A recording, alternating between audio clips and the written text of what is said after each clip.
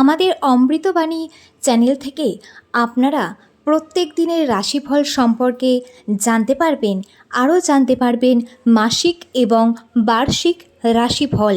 যদি আপনারা ভবিষ্যতের দিনগুলোকে দেখতে চান, অর্থাৎ আগামী দিনটা আপনার কেমন কাটতে চলেছে বা আপনার জীবনে কি সমূহ বিপদ আসন্ন, যদি এই সব কিছুই জানতে চান, যদি ভালো খবরও আসে সেটাও জানাবো, আবার খারাপ কিছু ঘটলে সেটাও আপনাদের প্রত্যেক দিন আপডেট দিতে থাকি।